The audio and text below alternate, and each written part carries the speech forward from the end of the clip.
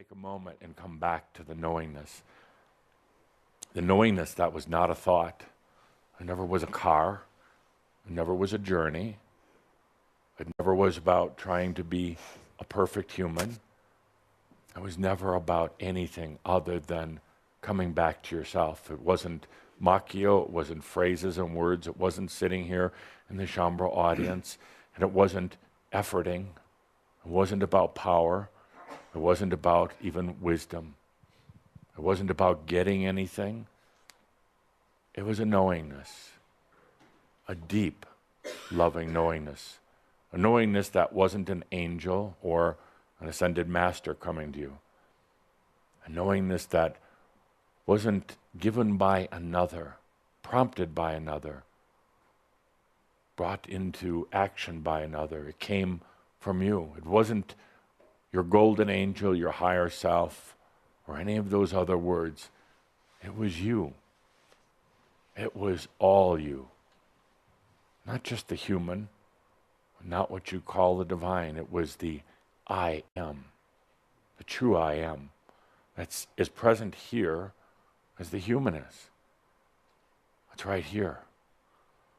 So I'd like to do a feeling. I'm not even going to call it a mirab, just a feeling back into that knowingness. Get the lights down, please. After all this mess and all this chaos and confusion, after all this uncertainty within yourself, because I've seen and I've heard when you've wondered if this was just a big mistake, you've wondered if your spiritual journey was a delusion. Well, yes, it was. But it started with something so pure, so real, and so deep. Now, we get a little music in the background. I'm not asking you to go back and think about this, where this knowingness came from. It doesn't matter. It's without a date. It's without an action. It's without any relationship. You see, part of the problem in the spiritual journey is that the mind still tries to relate everything to everything else. And when we say the word spiritual or enlightenment, it tries to relate to something. It'll grab onto whatever it can in its relational nature. But the knowingness, that deep knowingness that you had, doesn't need to relate to anything. It just knows. It's just there. The mind tries to figure out the road to enlightenment. It's just trying to serve you. It's trying to do for you. But it can't know. The mind will try to relate to something. It'll create a visual of a car going down the highway, breaking down. It'll create the visual of you in your determination and stubbornness for enlightenment. But the reality is there's no car. The reality is there's no place to go. Nothing that has to be done. Certainly nothing that has to be fixed. Absolutely. It's one of the tricks or the delusions of enlightenment. Something has to be fixed before enlightenment can occur. But it doesn't. Nothing needs to be fixed. Whatsoever. Not one thing needs fixing. Not a single thing. I don't care if you're an alcoholic, if you're an idiot, it doesn't need to be fixed.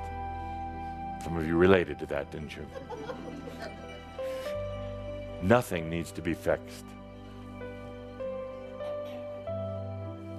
So I ask you to take a deep breath and stay in your body this time. Come back to that knowingness. You created it, not some grand golden angel, not some higher self. That was you. The knowingness, the I am.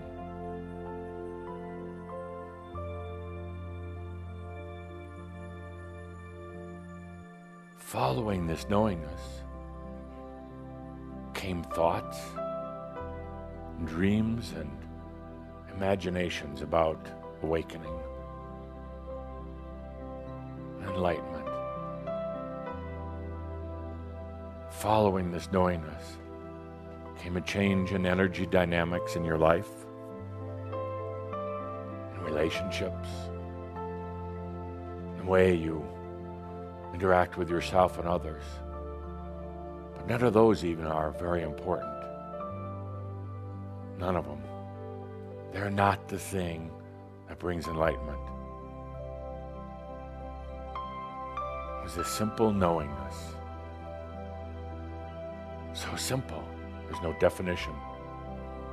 So simple that the mind cannot relate anything to it. So simple that you cannot recreate it. You cannot recreate it because it's still there, my friends. It never left. That knowingness, the I am, it was never extinguished.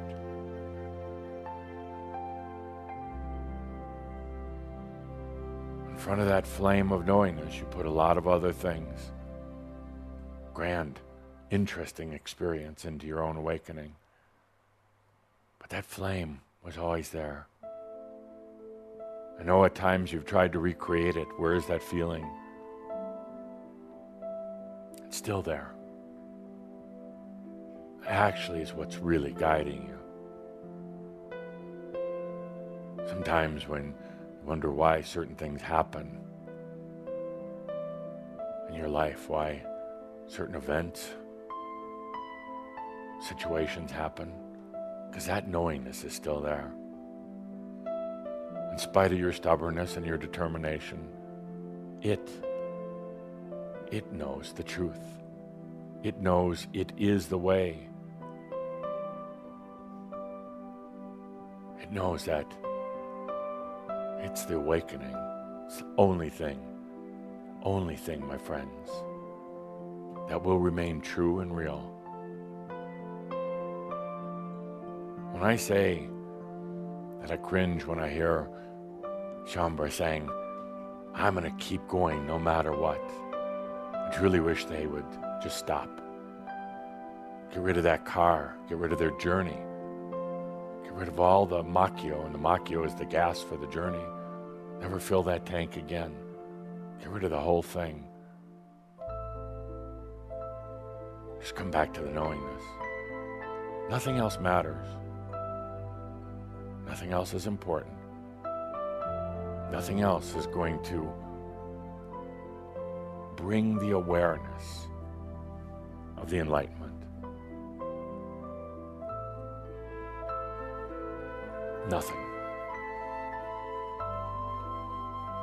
The knowingness, so subtle, can't even be defined. The mind has no concept. Mind has no way to relate to it.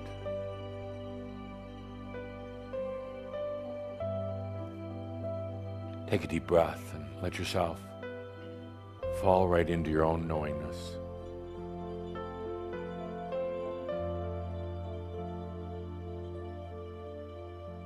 Be in that beautiful embrace of the knowingness.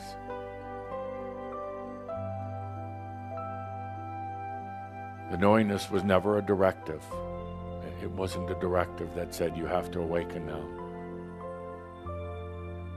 It had nothing to do with destiny or timing. You got a glimpse of it. Just a taste of it. When you let down your guard. When you surrendered to the I am, to yourself for a moment. That glimpse of it created a lot of mind thought, a lot of macchio, a lot of determination. I love you, Shambhara, for your determination. Determined to what? Come now and let all that battling, determination, will, drive, push, force, power, let it all down. Amazing, you'll be okay. Actually better than ever before. could stop trying so hard. You could stop being afraid. It's all right there. In you, not me, in you. The knowingness, the I am. Knowingness, it's time to come home.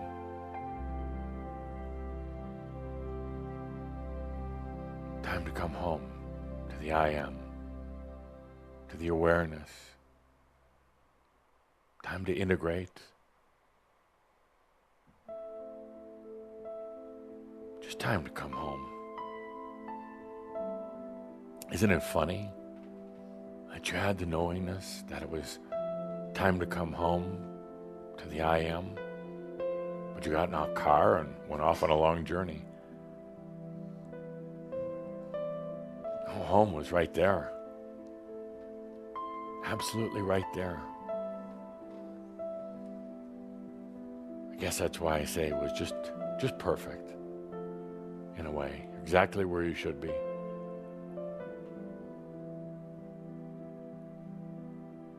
And I kind of had to go through all the trials and tribulations before you just wore yourself out and said, ah, here I am. I stopped the searching. There should be a law against spiritual searching. There should be a law against laws, so. Oh, it's spiritual searching. It's an industry, you know. It's a distraction. I guess it's an experience. It's frustrating because it's all right if you're doing the spiritual searching and you're aware that you're just searching for the sake of searching. It gets a little sad when you're doing the searching and you think it's real. When you think it's actually going to get you somewhere. Now home. Home is calling you. Home's within. No place to go. No words to hide behind. Nothing to do.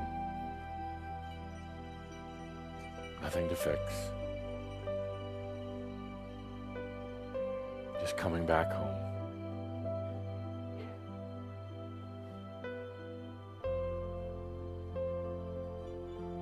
Without buts.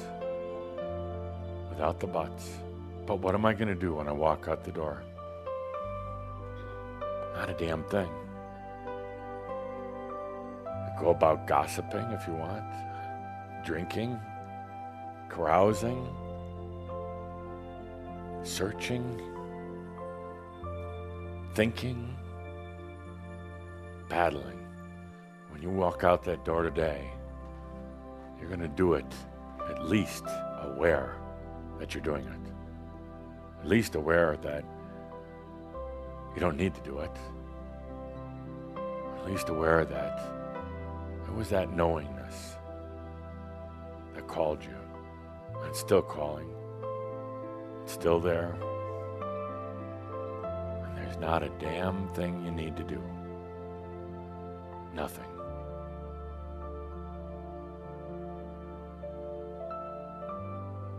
Take a good deep breath. Try to stay in your body. Let go of some of that tension. Oh my, the tension about awakening and enlightenment. The stress. That'd be a good song, Stress of Enlightenment. If I'd have told you, if Tobias had told you 12 years ago, you don't need to do anything. You'd have still gone out searching. You'd have still gone broke. And health issues and all the rest of the stuff. So I guess you're exactly where you're supposed to be right now. Right now.